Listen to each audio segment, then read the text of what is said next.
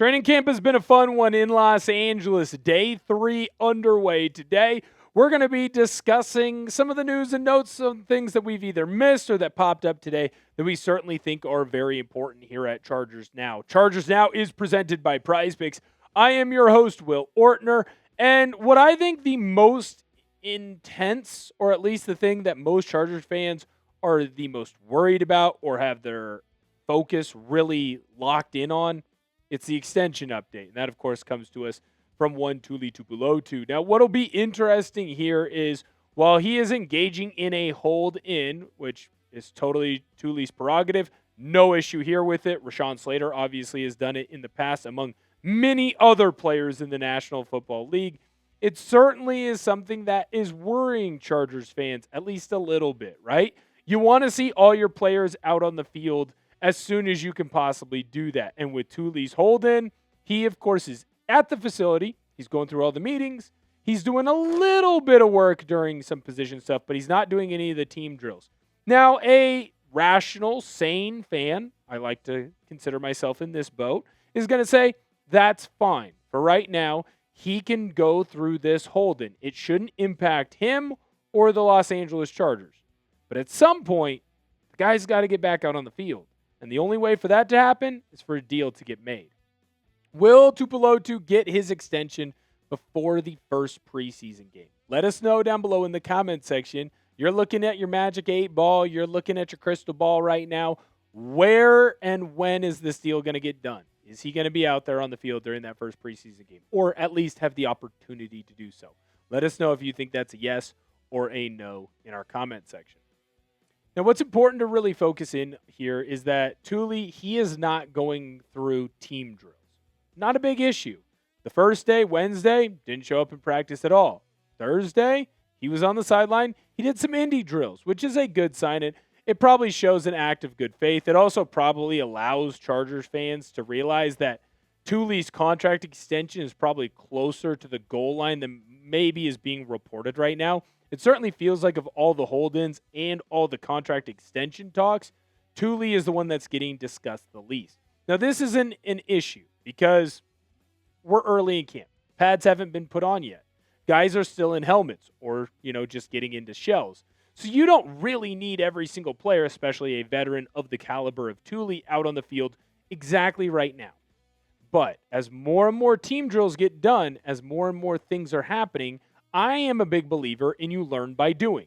And I know that new defensive coordinator Chris O'Leary is going to keep a lot of the same elements that Jesse Minter did. That doesn't mean it's going to be exactly the same. And when you've seen the career that Tuli has had, the more that he is out on the field kind of working through some of the different things that you have to learn with a new defensive coordinator, the better off I think he's going to be. Now, again, I'm not going to sit here and say that the sky is falling. But when your guy who had 13 sacks last year is not participating in team drills, that's something that people are going to pay attention to, especially since he's going into the final year of his contract.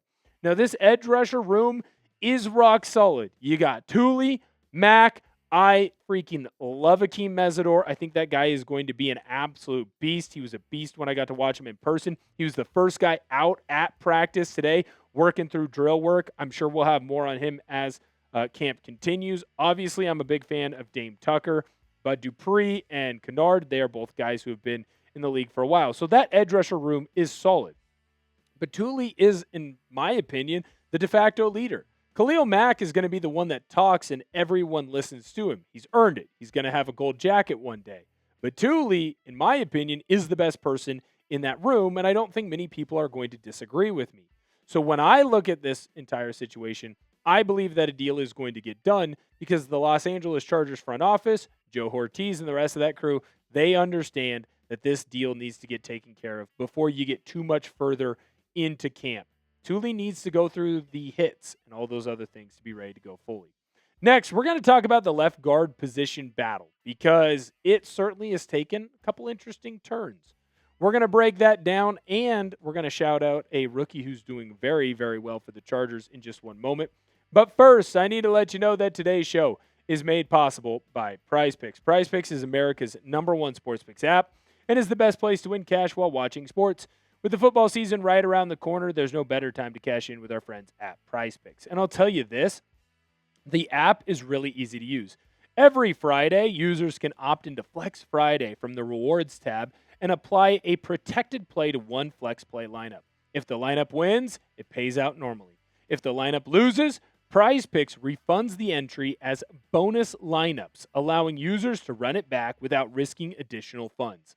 It's a simple weekly promotion that rewards users for coming back each Friday.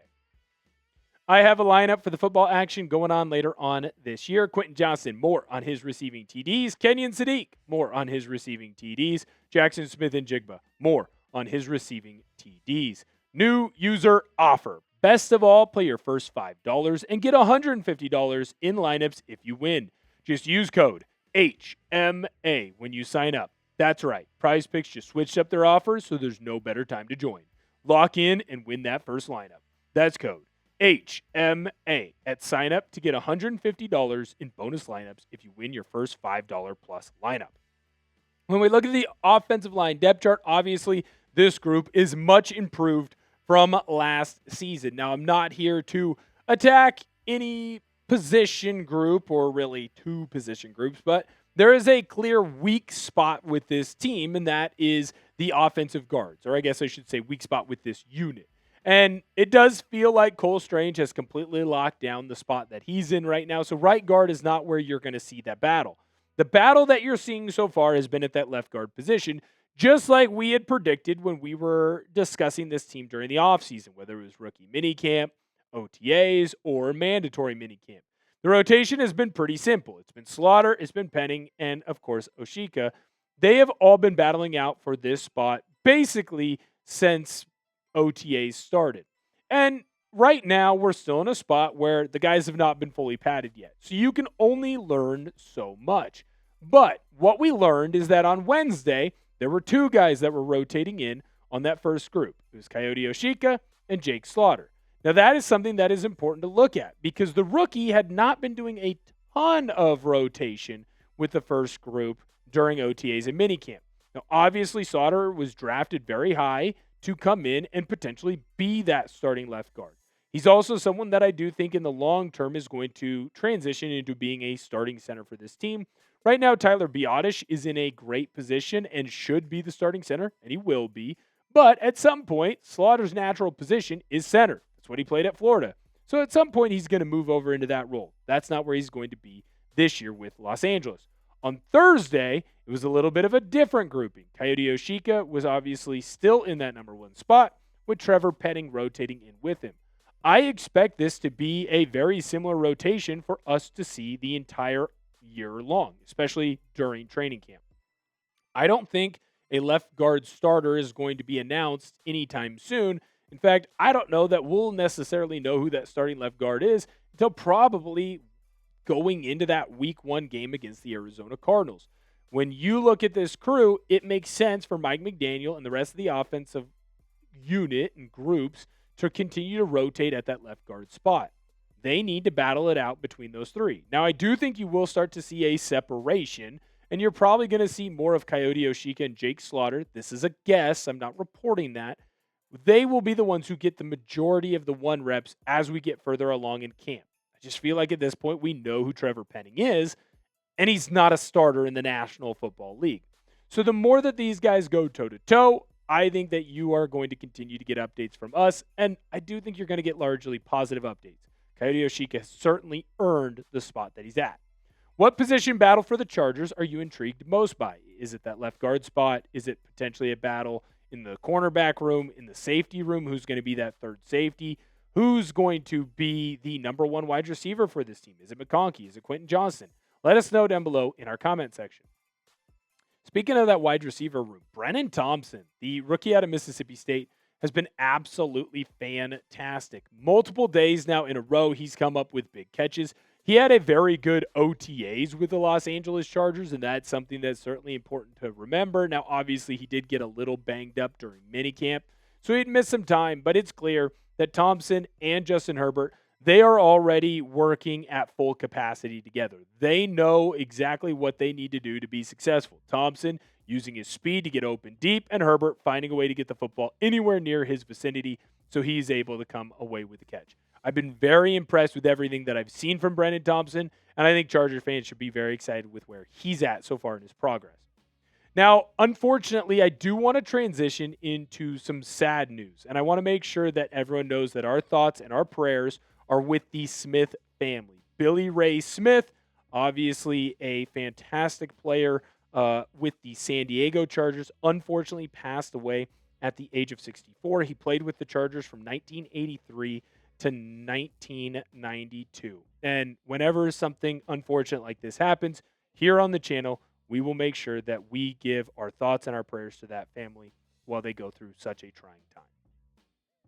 Thank you guys so much for viewing today's video. We really appreciate it. Keep up to date with the Los Angeles Chargers all year long by subscribing to the channel. Thank you guys for coming in, hanging out with us. I can't wait to see you guys next time. And remember, bolt the freak up.